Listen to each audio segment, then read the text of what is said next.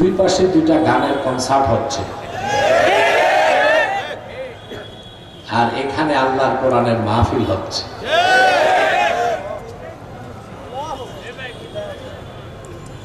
যারা আসহাবুল ইয়ামিন জান্নাতগামী সব এসেছে কোরআনের মাহফিলে, যারা আসহাবুশ শিমাল জাহান্নামগামী সব গেছে কনসার্টে। আমার দৃষ্টিতে হযরত শাহজালাল রহমতুল্লাহর ইজ্জতের দিকে তাকায় হলেও সিলেটে কোনো গান বাদ্যের কনসার্ট হওয়া উচিত না। আপনি আমার সাথে একমত? সবচেয়ে দুঃখ পেয়েছি যখন প্রশাসন এসে পিছনের 6টা মাইক বন্ধ করে দিছে, কনসার্টের ডিস্টার্ব হবে।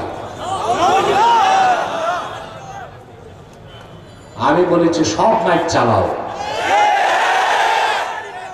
কনসার্টের জন্য কোরআনের মাহফিল বন্ধ হতে পারে না।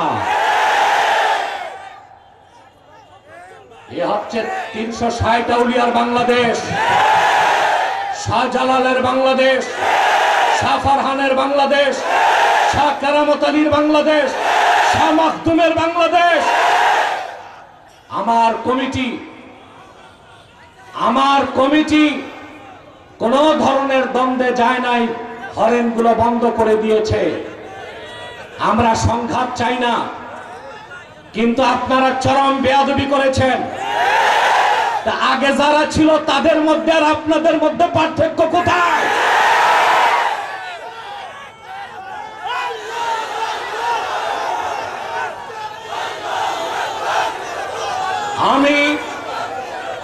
আমি আলিয়া মাঠ থেকে স্বরাষ্ট্র উপদেষ্টাকে বলছি, তারা এসে খাতমে নবুয়ত আন্দোলনের খাতমে নবুয়তের সম্মেলনের মাইক বন্ধ করেছে, তাদেরকে সকস করুন,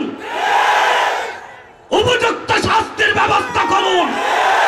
বাংলাদেশের মানুষ এইরকম ন্যাক্কারজনক দৃষ্টতা মেনে নিবে না ভবিষ্যতে।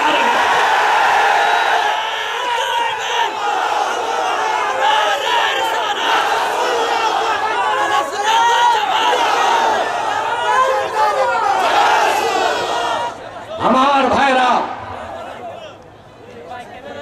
আমরা ধৈর্য ধরেছি, কিন্তু ভবিষ্যতে সাবধান করে দিচ্ছি। সম্মানিত সুধী,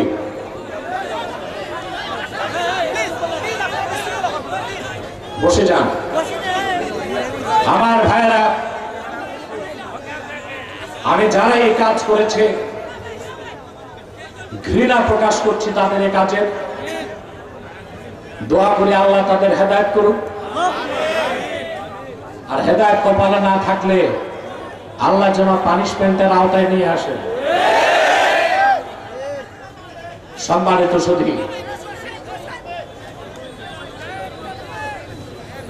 আপনারা যা এসেছেন এখানে, আসার পেছনে পার্থিব জাগতিক কোন স্বার্থ আছে?